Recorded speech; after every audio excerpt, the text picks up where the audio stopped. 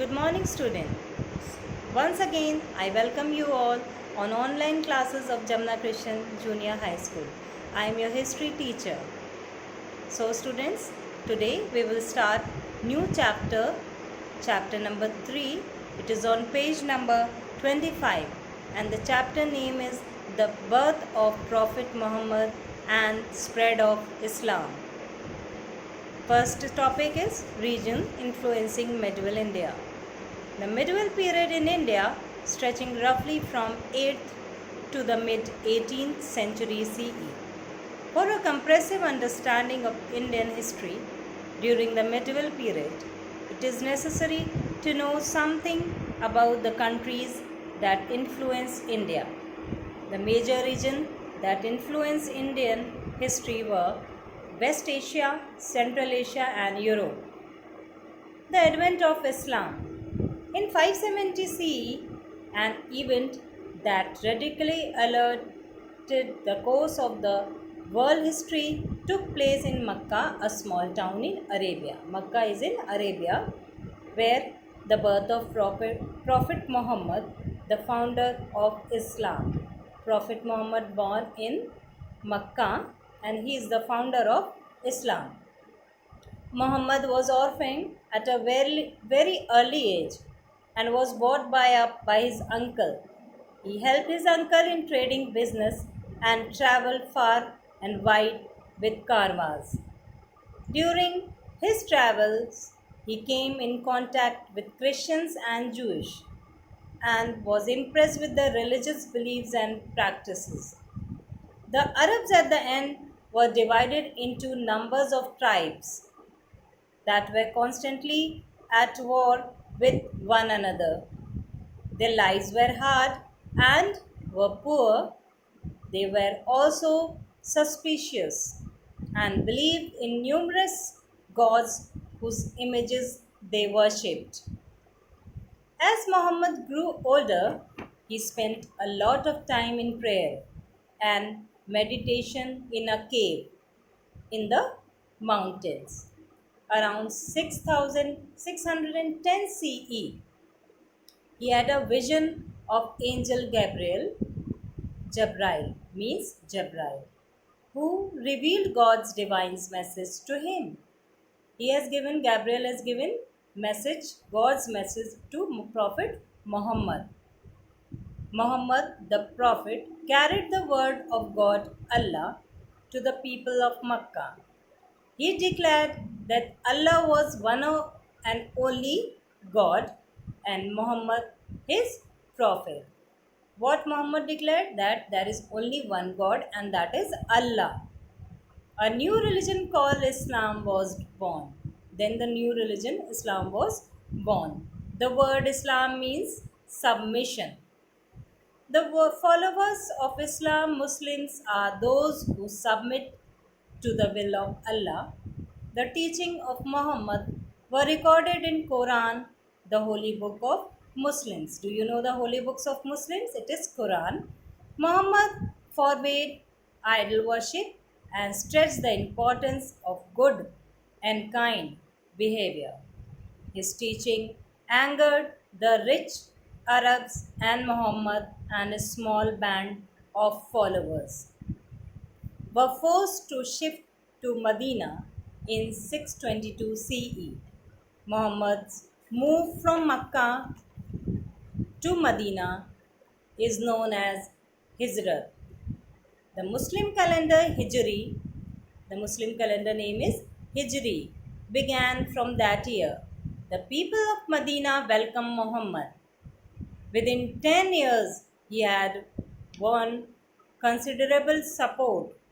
His supporters included a small but devoted army, which was ready to lay down its life for the sake of Islam. In 630 CE, Muhammad returned to Mecca victorious and forgave all his enemies. When Prophet Muhammad came back to Mecca, he forgave all his enemies. The people of Mecca even naturally adopted the Islamic faith. This is how Medina, Mecca became the two holy places of the Muslims. The two holy places of Muslims are Mecca and Medina. Muhammad died in 632 CE by when all Arabia had converted to Islam. After Muhammad's death, Abu Bakr, his faithful friend and followers, was selected as his successor. Abu Bakr took the title of Khalifa or Caliph. Caliph was the title given to the head of the Muslims community. He became the religious and political head of the people. Now I will tell you the main principles of Islam. That is, there is only one God and Muhammad his prophet. Muslims must pray 5 times a day. They must fast from dawn to dusk during Ramzan. They must help the poor and needy and give away a part of wealth in charity. They must make a pilgrimage to Mecca at least once in their lifetime. They must be good and kind to others. These are the main principles of Islam. Spread of Islam. Abu Bakr mobilized and transformed the Arabs into an excellent fighting force. He and his successor inspired the Arab armies to sweep across countries and continents and carry the word of Allah throughout the world. Inspired by missionaries, zeals like invisible and extraordinary Arabs, armies conquered vast territories. Their empire stretched over Iran, Syria, Central Asia, North Africa, and Spain. Having conquered such expansive territories, these tough and hardened warriors still settled down and adopted a new way of life. They built fine cities such as Damascus, Baghdad, and Cairo, encouraged agriculture industry and trade, and above all, they developed a magnificent and vibrant civilization. The Abbasid and the Umayyad dynasty.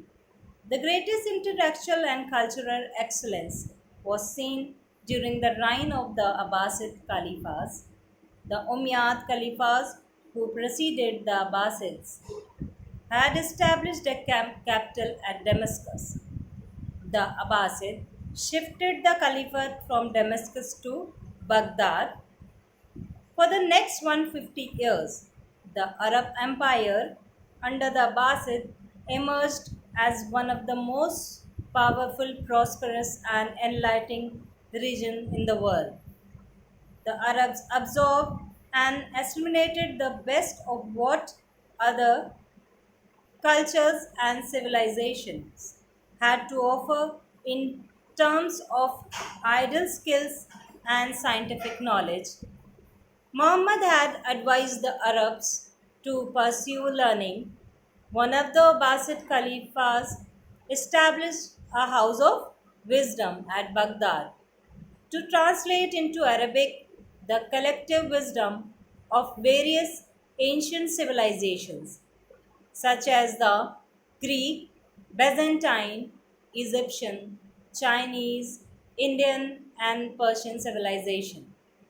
Baghdad became the repository and preserve of rich culture heritage of the ancient world. Now, knowledge absorbed and assimilated by Arab scholars from different civilizations. The different civilizations are first is Chinese. Chinese made art of making paper, techniques of making glass, use of minor compass. Greeks made geometry, Persian astronomy, Indian mathematical theories, medicines, astronomy, philosophy, and administrations. India and the Arab world. Next topic is India and the Arab world. The Arabs established several trade settlements on the western coast of India. Many of them intermarried and made India their home.